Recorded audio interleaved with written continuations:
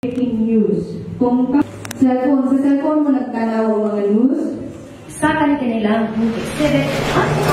Sa tamang reporting in the brave new world, the impact of artificial intelligence on press freedom and the media. Malampuson nga gisaulog ang selebrasyon sa Press Freedom 2025 sa syudad sa Panabo. Pinaagi sa City Information Office, gipahitabo ang nagkalain-laing aktibidades sa kalihukan.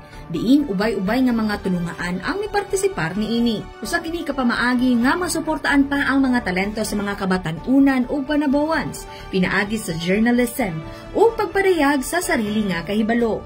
Ang mga partisipante sa feature writing, news story ug news broadcasting mipailawom una og workshop bago misabak sa nagkadaiyang kompetisyon nga gipahitabo sa Mangrove Forest Park Hall, Barangay JP Laurel. Sa graphic design competition, gawas sa 9 ka partisipante, daog si Russell John P. Siton gikan sa Barangay Quezon.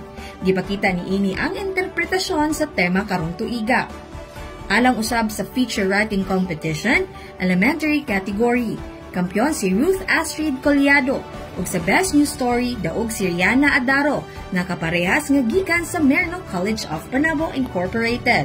Giuli usab sa partisipante gikan sa Holy Cross of Davao College ang unang pwesto sa 5th Inter-School News Broadcasting para sa college category Davao Region-wide.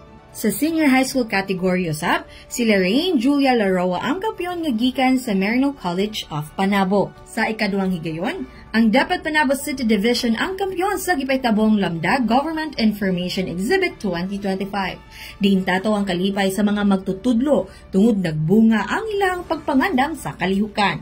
Para sa sunod nga kasaulugan ug kalingawan ngatod sa Press Freedom, magkita-kita usab kita sunod tuig. Kauban sa kamera si Louie Panagsagan, kini si Team Acevedo, gikan sa City Information Office Broadcast Services, alang sa Frontline News Panabo. Importante, informed.